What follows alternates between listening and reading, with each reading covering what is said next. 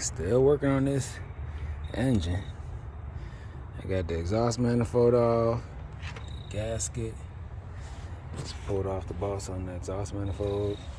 The cover is over there. It's 2 bars connecting the cover in the front. About on the Hyundai launcher, about like 2, 4, 6, 8. 8 connected to the exhaust manifold, and then after that, that's the valve cover top. As you see, those are the holes, and that is good to pay attention to that, because I noticed a few holes that I didn't notice on the top of the engine until I started peeling back at it, trying to pry it off, and it was more holes in there than I thought. So as you can see, the Hyundai launcher, this is how many holes is at the top of it. I'll flip it over so you can see it. Alright, so the one hole that got me was, maybe it was that one, I think. Top, middle left, I should say. And the rest of them are all right there. So once you unscrew it, oh no, it was this one. It was that one right there. I didn't even notice that hole until I started prying. And next thing I know, I saw it. I was like, daggone it. And that's probably why it was harder for me to get it off. And that's the valve cover that goes on top of the camshaft. And that's how that works. So now I'm just basically unloosening the head bolts from the header of the engine.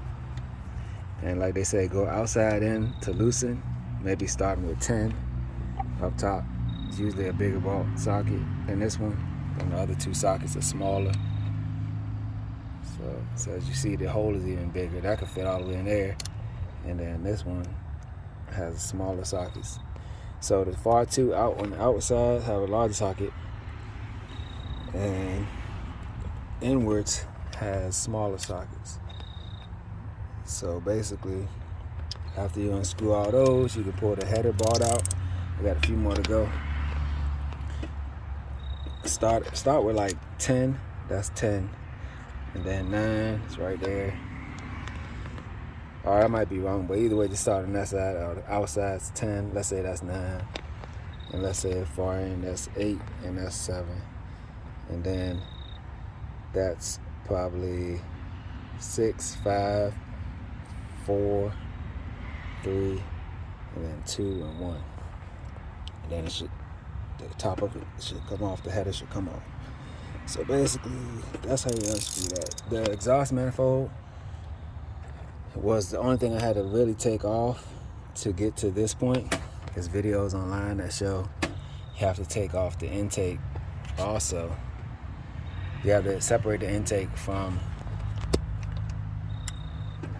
the header, or should I say the top of the engine.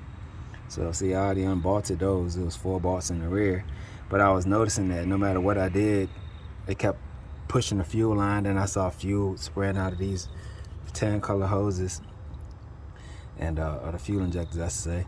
So I was like, well, let me see if I can skip around that. Lucky for me, I was able to skip around it. I didn't have to worry about unloosening the intake from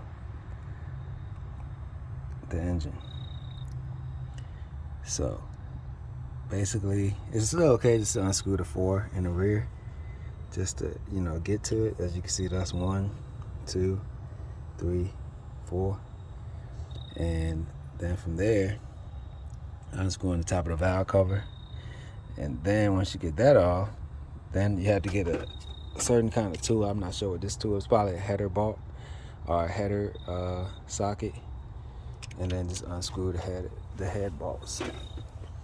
The pulley, I didn't have to take, not the pulley, but the timing belt, I didn't have to take that off. I did mark it like everybody says, so it can be timed correct with the belt. Just put a little piece of mark on that, matching up with the belt. So if I had to loosen it, I could just reapply it back on.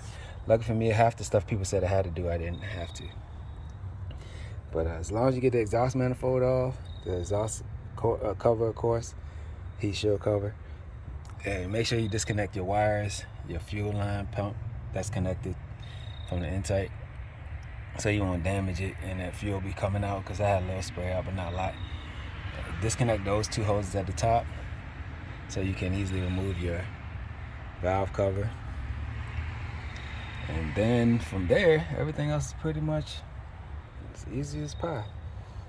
I didn't remove too many other wires. Of course, take your spark plugs out. Not spark plugs, but your spark plug wires. And that's about it. That's all I'm gonna speak on right now, but it's not as hard as it seems. It takes a while because I'm doing it in the dark, as you can see. Barely any light. Lucky for me, I have a light on my phone. If I didn't have this light, this is how dark it would be out here. So I'm basically working pitch black, trying to get through it. Barely little moonlight, but grateful for whatever we got.